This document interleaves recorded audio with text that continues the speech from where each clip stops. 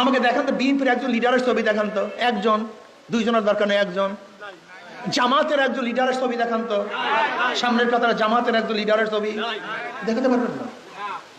ইসলামী আন্দোলন বাংলাদেশের সর্বোচ্চ লিডাররা মাঠে ছিলেন। আমি চ্যালেঞ্জ দিলাম, ইসলামী আন্দোলন বাংলাদেশের যেই মাপের লিডাররা রাস্তায় ছিলেন জুলাই আগস্ট বিপ্লবে, বাংলাদেশের অন্য কোনো দলের লিডারদেরকে রাস্তায় দেখবেন না। বিএনপি যে বক্তব্যগুলো দিচ্ছেন এবং যেই কাজ করছেন, বলেন তো আওয়ামী লীগের সাথে কোনো পার্থক্য আছে? আওয়ামী লীগ একসময় ভারতের দালালি করছে, এখনো বিএনপি দালালি শুরু করছে। আওয়ামী লীগ একসময় চাঁদাবাজি করছে, বিএনপি এখন চাঁদাবাজি করতেছে। আওয়ামী লীগ একসময় জুলুম করছে, বিএনপি সেই জুলুম শুরু করছে। আওয়ামী লীগের সময় শুধু শুনছি কি উন্নয়ন উন্নয়ন, এখন শুনি নির্বাচন নির্বাচন। অথচ অন্তর্বর্তীকালীন সরকার এসেছিলেন তিনটা কাজ নিয়ে: সংস্কার, এরপরে বিচার, এরপরে নির্বাচন।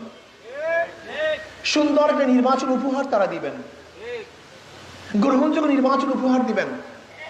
কিন্তু সংস্কার ব্যতীত যদি নির্বাচন দেয়, আপনারা বুকে হাত দিয়ে বলেন প্রশাসনের এখন যে অবস্থা, এই অবস্থা যদি নির্বাচন দেয় তাহলে গ্রহণযোগ্য নির্বাচন হবে? মানুষ কি তার ভোট অধিকার প্রয়োগ করতে পারবে? সেন্টার আবারও দখল হবে, আবারও বাক্স চুরি হবে, আবারও মারামারি খুনি খুনে হবে, প্রশ্নবিদ্ধ নির্বাচন হবে। যদি প্রশ্নবিদ্ধ নির্বাচনই হয় তাহলে আমরা রক্ত দিলাম কেন? জীবনের মায়া ত্যাগ করে রাস্তায় ছিলাম কেন?